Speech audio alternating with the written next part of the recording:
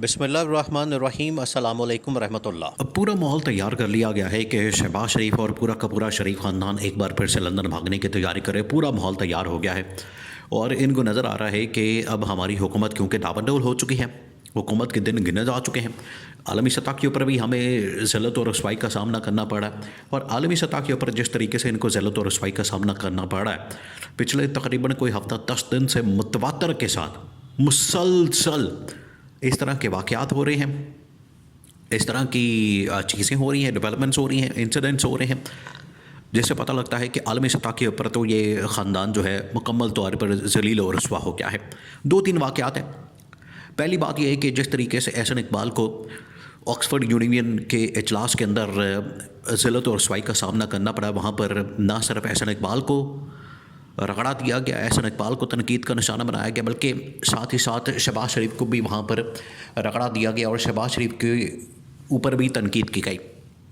दूसरा ये कि अब आप ये देखें कि चैम्पियंस ट्रॉफी का इतना बड़ा इवेंट हुआ है, एक मेगा इवेंट है, आलमी लेवल का इवेंट है, इंटरनेशनल क्रिकेट काउंसिल वो इवेंट करवाती है।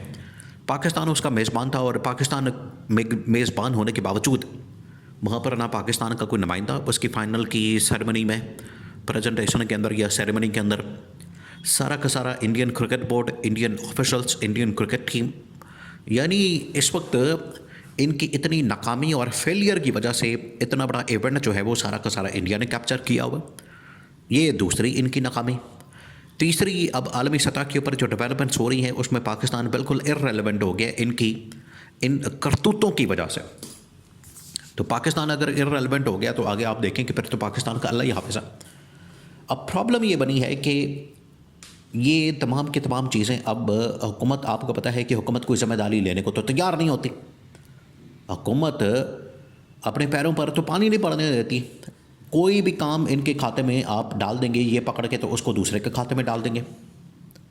अब इनको ये बताया गया कि ये आपकी ज़िम्मेदारी है, आपके ये कंधे पर आती है सारी की सारी रिस्पॉन्सिबिलिटी कि आलमी सतह के ऊपर जो पाकिस्तान को ज़िल्लत और रसवाई का सामना करना पड़ा है उसमें आपका किरदार बिल्कुल 0/0 है। उन्होंने कहा कि हमारा क्या किरदार है। अमेरिका के अंदर अगर हलफ बर्दारी तो वहाँ पर मोहसिन नकवी ने जाना है, ICC चैम्पियंस ट्रॉफी तो वो मोहसिन नकवी ने करनी है, पाकिस्तान के अंदर डायलॉग करना है तो वो मोहसिन नकवी ने करना है। यानी मोहसिन नकवी के सेंटर्ड अराउंड ये अब तनकीद की गई अंदर खाते। बहुत अहम तरीन जगहों के ऊपर और ताकतवरों को ये पैगाम दिया गया, उनको ये मैसेज दिया गया, जिसके बाद फिर मोहसिन नकवी आपको पता बड़ा ताकतवर आदमी है, मोहसिन नकवी बड़ा पावरफुल आदमी है। उसके पीछे जो है वो जनरल आसिम खड़ा, पाकिस्तान का आर्मी चीफ खड़ा, और जितनी देर तक पाकिस्तान में इस वक्त वो आर्मी चीफ है मोहसिन नकवी तो कोई हाथ नहीं लगा सकता, उसकी तरफ तो कोई देख नहीं सकता। तो मोहसिन नकवी की जानिब से फिर इस्तीफ़े की ऑफ़र आ गई। उसने फिर अपना इस्तीफ़ा सामने रख दिया। उसने कहा कि ठीक है, अगर आपको इतना दर्द है, मसला है, तकलीफ़ है, आपको मुझसे इतनी ज़्यादा प्रॉब्लम है तो ठीक है, फिर मैं इस्तीफ़ा दे के चला जाता हूँ। और वो इस साल का सबसे बड़ा इस्तीफ़ा, इस साल का अगर ये इस्तीफ़ा होता है तो वहाँ से फिर दौड़ें लगी हैं, वहाँ से फिर हलचल पैदा हुई है कि मोहसिन नकवी को इस सारी सिचुएशन का ज़िम्मेदार करार दिया जा रहा है। इसमें कोई शक वाली बात नहीं है। 2-3 चीज़ें ये भी है। एक तो ये कि मोहसिन नकवी को हर काम के अंदर इन्होंने डाला हुआ है, हर काम के अंदर ही। क्रिकेट करवानी तो मोहसिन नकवी ने करवानी है, पाकिस्तान के अंदर अगर डायलॉग करना है तो मोहसिन नकवी ने करना है, इंटरनेशनल लेवल के ऊपर जाना है तो मोहसिन नकवी ने जाना है। एक तो उन्होंने ख़ुद भी अपना ये जो उड़ता तीर लिया हुआ है, ख़ुद भी इन्होंने हर चीज़ के अंदर मोहसिन नकवी को डाला हुआ है। तो जब इस तरह के काम होंगे तो आगे से फिर गवर्नमेंट उनको तो वैसे ही कोई ना कोई स्केप गोट चाहिए या कुर्बानी का बकरा चाहिए, कुर्बानी का लेला चाहिए, वो तो उसके ऊपर सारी ज़िम्मेदारी डालने के लिए तैयार होते हैं। तो जब उनकी जानिब से ये कहा गया तो उधर से फिर फटा शुरू हो गया। अब मसला बन गया 1 पेज का। जब ये इस्तीफ़े की ऑफ़र आई तो फिर इस्टेब्लिशमेंट डंडा दिया, जिसकी वजह से मोहसिन नकवी ने अपना इस्तीफ़ा जो है वो जेब में डाल लिया। अब वो जेब में लेके अपना इस्तीफ़ा फिर रहे हैं। अब वो पूरे के पूरे बन गए हैं, क्या बन गए, वो तो एक किस्म के सियासी तौर पर खुदकुश बम्बार बन गए कि जहाँ भी मुझे अब कोई मसला हुआ मैंने तो इस हुकूमत के ऊपर हमला कर देना। अब मोहसिन नकवी किसी वक्त भी इस हुकूमत के ऊपर हमला कर सकता है। और दूसरी जो एक और अहम तरीन डेवलपमेंट होती है, मोहसिन नकवी की पावर को ख़त्म करने के लिए ये परवेज़ खट्टक को लेकर आ जाते हैं। और परवेज़ खट्टक को अंदर खाते जो है वो इन्होंने ज़िम्मेदारी दे दी है कि एक तो तुमने वजारत दाखिला के अंदर, क्योंकि उसको वो MNA तो बना नहीं, ना MPA बना, ना उसको कोई इलेक्शन लड़ा, ना कोई कामयाबी मिली, ना कोई सीट निकाल सका। उसको इन्होंने पकड़ के तो मशीर बना दिया है दाखिला के उमूर का। अब दाखिला की उमूर जो है वो वज़ीर दाखिला जो है वो मोहसिन नकवी है। तो अगर मोहसिन नकवी फुल टाइम एक काम कर रहा है, वज़ीर दाखिला है, तो इसको लाने का क्या फ़ायदा? ये तो वैसे भी थोड़ी सी जगह के ऊपर एडजस्ट हो जाएगा बंदा, तीली पहलवान है। तो यहाँ से पैगाम दिया गया कि जिस तरह से मोहसिन नकवी की ताकत और पावर को कटेल किया जा रहा है, उसको महदूद किया जा रहा है, उसके ऊपर भी उसने पैगाम दिया था कि ठीक है, अगर आप इस तरह से करना चाहते हैं तो मैं फिर देख लेता हूँ, आपका बंदोबस्त कर लेता हूँ। ये मोहसिन नकवी का मैसेज था इस गवर्नमेंट को, इस हुकूमत को। अब एक तो ये कि इसकी वजह से जो 1 पेज वाला इनका एक ड्रामा चल रहा था, जो इनका 1 पेज वाला एक फार्मूला चल रहा था, जो इनका 1 पेज वाला एक सिलसिला बना हुआ था, क्योंकि 1 पेज के ऊपर ये यकीन रखते हैं।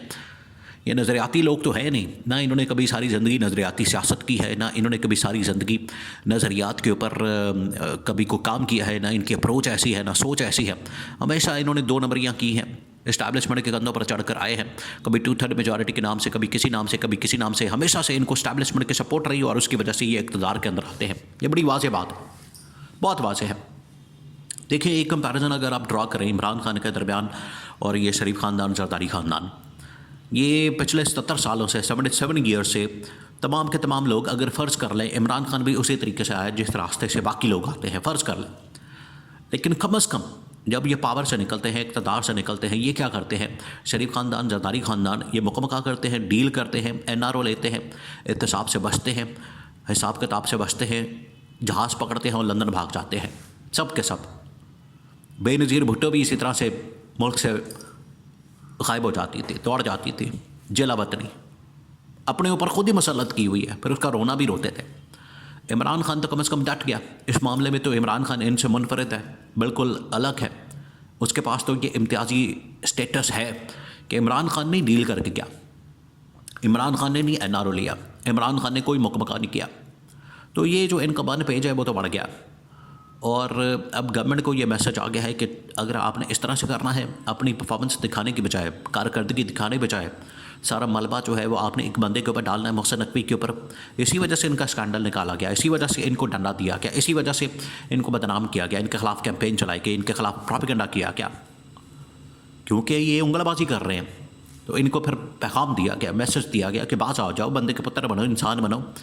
अगर ये तुम्हारी रेड लाइन है, अपनी हद में रहो और अपने काम करो, अपने काम से काम रखो।